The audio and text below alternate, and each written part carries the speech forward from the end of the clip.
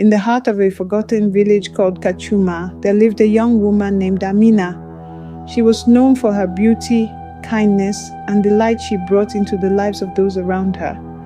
Yet, beneath her gentle exterior, Amina carried a secret hunger, a desire for a life far grander than the one fate had given her.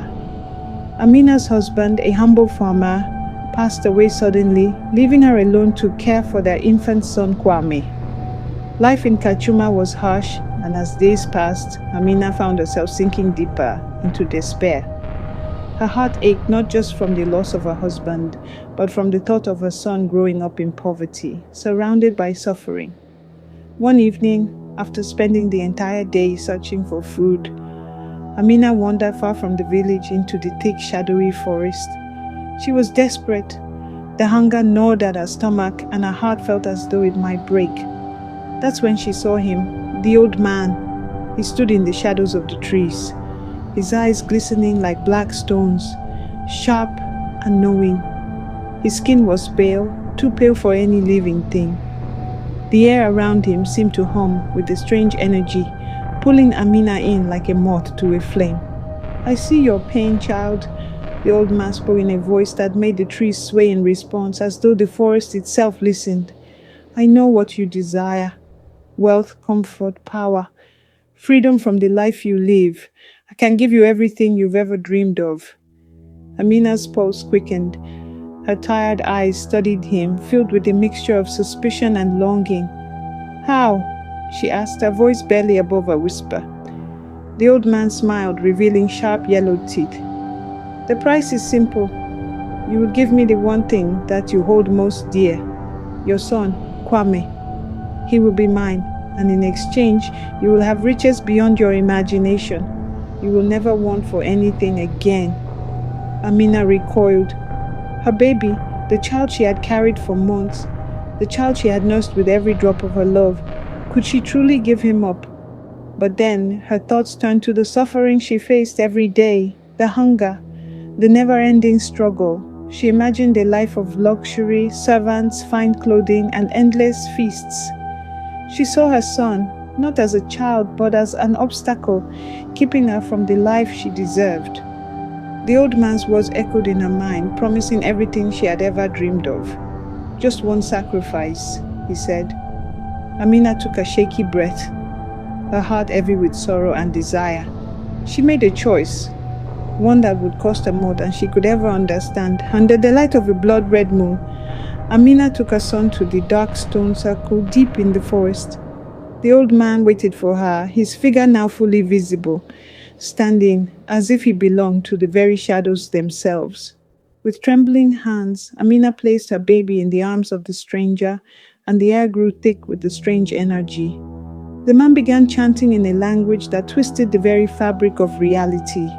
Amina's heart raced as her chest tightened, and in an instant, a sharp, agonizing pain shot through her body. She looked down, but her son had vanished, as if the earth itself had swallowed him whole. And then the world changed.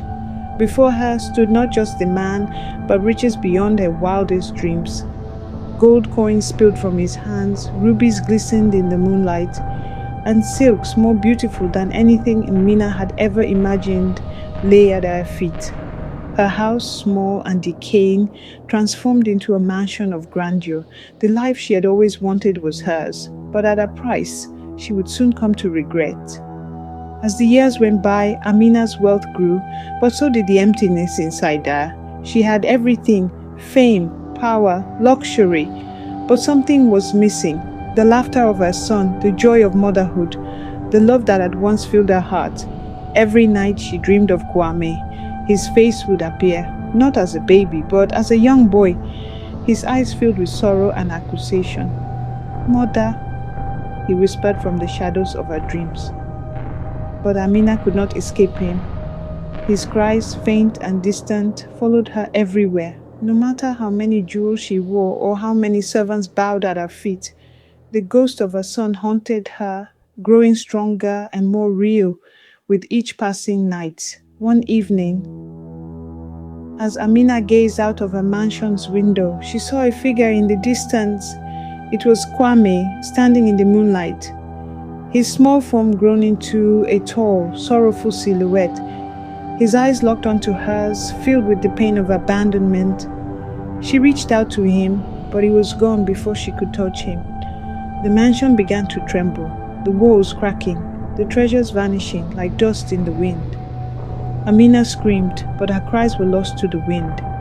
The riches turned to ash, the fine robes to tatters. In that moment, she realized the true cost of her decision. She had traded her child's life for a fleeting dream of wealth, and now she was paying the ultimate price. Amina's mansion collapsed, and the village of Kachuma would never see her again. Some say her soul still wanders the forest, searching for the son she lost. Others whisper that the old man returned to claim her, taking her back to the dark place from which he came. The legend of Amina serves as a warning. No amount of wealth, no amount of luxury can ever fill the void left by love. And when the devil offers you everything, remember, there is always a price. And sometimes that price is far more than you can bear. If you enjoyed this story, don't forget to like, share, and subscribe for more chilling tales from the world of folklore.